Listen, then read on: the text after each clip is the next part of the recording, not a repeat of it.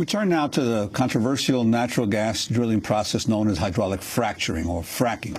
Fracking injects millions of gallons of water, sand, and chemicals deep into the earth in order to break up shale rock and release natural gas. Supporters say fracking is essential to U.S. energy independence, a way to revitalize depressed rural areas with new mining jobs and gas projects. But opponents warn that hundreds of millions of gallons of chemically treated water used in the process will pollute drinking water supplies and contaminate agricultural fields. To dive into this firestorm of debate today, we host a roundtable discussion with two supporters of fracking, two opponents. Here in New York, we're joined by Kate Hudson.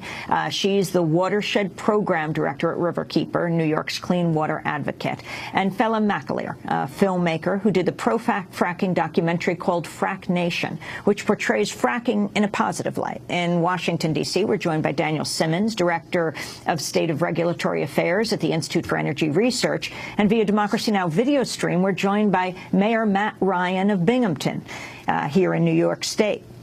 He's a former professor of environmental law, outspoken opponent of fracking. Mayor Ryan, why don't we go to you first? As far as the health impacts of this, we don't know what they're reviewing. There's been no public hearing on this. And we're telling the governor, if he wants to be head of the most progressive state in the country, which he always talks about, then open and transparency is an important part. And our national energy policy is also very important. Well, Dan Simmons of the Institute for Energy Research, what about those claims of the mayor, dirty industry, using the people of New York State as guinea pigs? Your response? My response is that where's the evidence of this? America has the clean, our air quality today is as clean as it ever has been. On hydraulic fracturing, it's been used for over 60 years in more than 1.2 million wells. It's going on just across the border in Pennsylvania. If these health impacts are as bad as the mayor suggests, they should be readily apparent in Pennsylvania. They should be readily apparent in North Dakota. They should be readily apparent in Texas. The reality is that hydraulic fracturing, there's no evidence that it has ever contaminated groundwater. That hydraulic fracturing has enabled the United States to produce a lot more energy at home. As the mayor noted, that means we have very low natural gas prices. That's a great thing because energy makes us all richer. Last night, my wife and I just paid our natural gas bill for the month. It wasn't super cheap, but it wasn't also that expensive, and it allows us to have money to spend on other things that we'd rather spend money on rather than having to suffer in energy poverty. So natural gas has enabled the United States to be the world's largest producer of natural gas. I think that's a good thing, and so far the environmental track record of hydraulic fracturing has been very good. Kate Hudson, then of Riverkeeper here in New York State, then what's the problem? What is the evidence that there is a problem with fracking?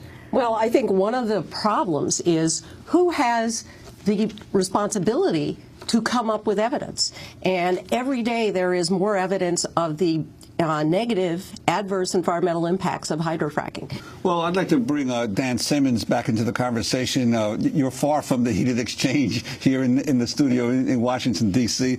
But I'd like to ask you, if fracking is so safe, why has there been, for instance, since 2012, has the industry been exempted from 7 major federal regulations in terms of harm to the environment?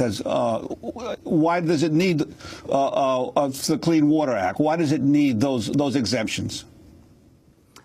The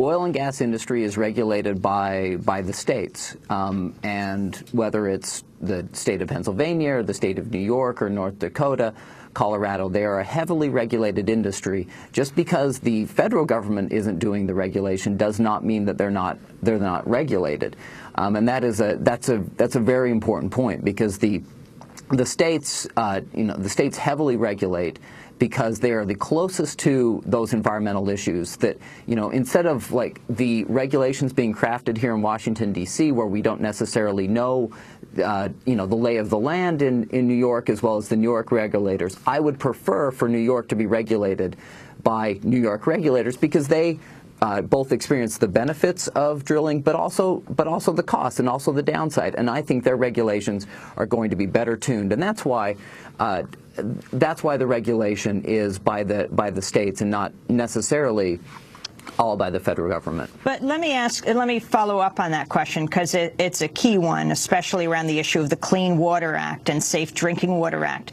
Due to the Halliburton loophole, which was pushed through by Vice President and former Halliburton CEO Dick Cheney, corporations were exempted from revealing the chemicals used in fracking fluid. That's one of the 7 exemptions. Dan Simmons, why shouldn't people then be concerned? If it's safe, why not know what these chemicals are?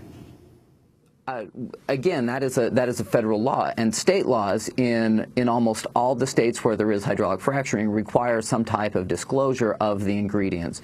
You know, the same type of disclosure frequently is that you get on a bottle of soda, as in what is in that hydraulic fracturing fluid, and that is key. That even though that they might not have to disclose for federal purposes, they still need to disclose for state purposes and to satisfy the state regulators. The state regulators, since the beginning of groundwater regulation, the state regulators have always been in charge of groundwater regulation. It hasn't been the role of the federal government because groundwater is obviously a state issue. So they are the ones in charge, and they are the ones that are crafting those regulations. So that's why around the country there's some variability with the disclosure, but they are state regulations that, by and large, require disclosure of what is in the fracturing fluid. The other point that I want to make is that it is indisputable that state regulatory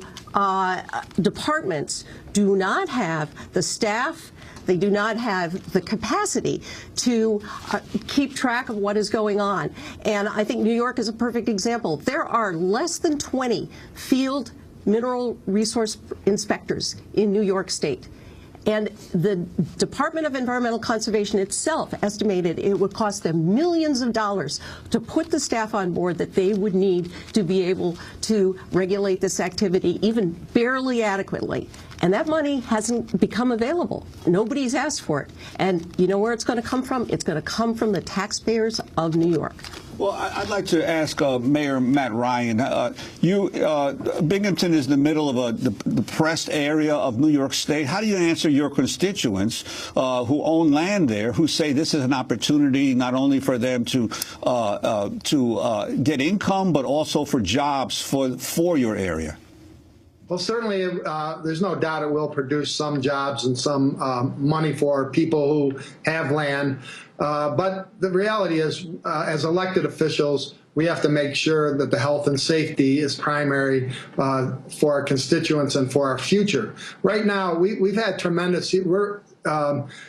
One of the gentlemen, I think Dan, said we have a cleanest environment, much cleaner environment than we did when the environmental movement started back in the late 60s. That's certainly true, but what we've done is injected all this pollution into the earth, and a ProPublica recent article showed that all this stuff is now starting, decades injected into the earth, is starting to bubble up and all over the country. All right, Fiona McAleer, your response?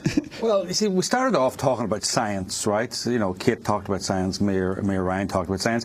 Now we've moved on to articles in the New York Times and articles in the Rolling Stone. You know, because the science isn't there. So we're quoting the Rolling Stone now as the oracle. Sorry, I think Americans should base their future on something other than discredited articles in the New York Times, which were attacked 2 weeks in a row by the New York Times ombudsman as inaccurate and unfair. Rolling Stone, we went from scientific. Kate had started off talking about science, then she produced a photoshopped photograph. I mean, a photoshopped photograph is not an epidemiological study. It's not a scientific document. It's something you made up at your computer. We need to look at the science. We need to look at the science.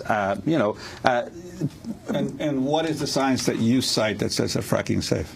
Well, it's a vast petri dish of America. There's been fracking going on in America since, I believe, 1947. I mean, the science is out there. The petri dish is out there. There have been no scientific epidemiological studies to show that fracking has harmed human health in any way.